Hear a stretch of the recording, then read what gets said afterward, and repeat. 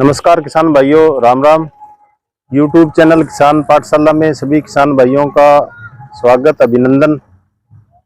आज का जो हमारा विषय है ग्रीन मैन्योर के बारे में। हरी खाद है जो हमारी फसलों में क्या क्या फायदे करती है। तो चैनल में आपको लगातार नित्य नई जानकारियां मिल रही है, इसलिए चैनल को सब्सक्राइब करें, लाइक करें, शेयर करें, जिससे आगे भी किसानों को खेतीबाड़ी से जुड़ी हुई जानकारियां मिलती रहे।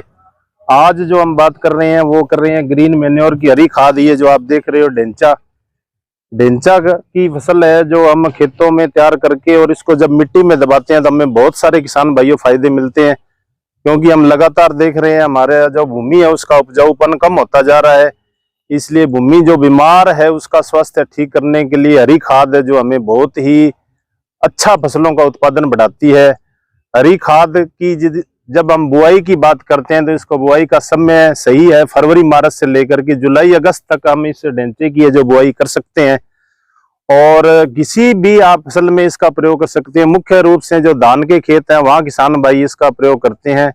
ढेंचा है जो अच्छा भूमि सुधारक भी है, क्योंकि ढेंचे की जब हम बात करें तो इसकी जो पत्तियां आप देख रहे हो, पत्तियों के अंदर इसमें कैल्शियम पाया जाता है। कैल्शियम क्या करता है, जो हमारे मिट्टी के कले कण होता है उसमें से सोडियम को ये विस्थापित कर देता है, जिससे हमारी भूमि क्षारीयपन से बच जाती है। आजकल हम देख रहे हैं भूमि का जो पीएच है वो 8.5 से अबव ही आ रहा है जब हम मिट्टी जांच करते हैं।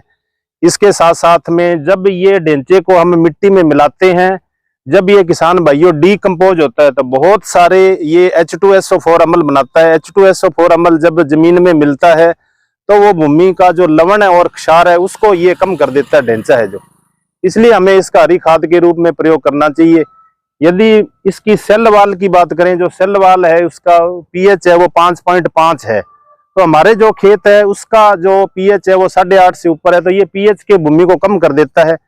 साथ में ढेंचे की जब हम बात करें तो इसकी जो जड़ें हैं वो बहुत गहरी जाती है, जिससे ये हमारी भूमि के उपजाऊपन को बढ़ाता है। भूमि है जो ज्यादा पोली होगी तो एयर संचार अच्छा होगा, एयर संचार यदि अच्छा होगा भूमि से, उससे हमारी उपज भी बढ़ेगी। इस तरीके से हरी खाद में इसका हम प्रयोग कर सकते हैं। ये लगभग हरी खाद के रूप में है 800 से 1000 किलोग्राम, यानी जो है 800 से 1000 क्विंटल, सॉरी 800 से 1000 क्विंटल है ये हरी खाद है जो खेत के अंदर ये जब हम इसको उगाते हैं तो ये देता है।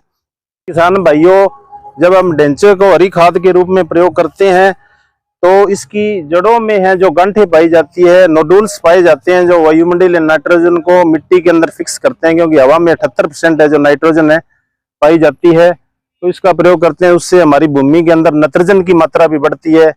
सूक्ष्म जीव है उनकी एक्टिविटी है जो बढ़ती है, बैक्टीरिया है उनकी संख्या भी बढ़ती है, जिससे हमारी भूमि है उपजाऊपन बढ़ता है। जो ऑर्गेनिक मैटर है वो जमीन में बढ़ता है। ऑर्गेनिक मैटर भूमि में अच्छी फसल के लिए 5% होना चाहिए। ये ऑर्गेनिक कार्बन जो लगातार भूमियों के अंदर गिर रहा है उसकी जो है उसको भी बढ़ा देता है। ऑर्गेनिक कार्बन है जो भूमि के अंदर 0.5 से 0.75% होना चाहिए।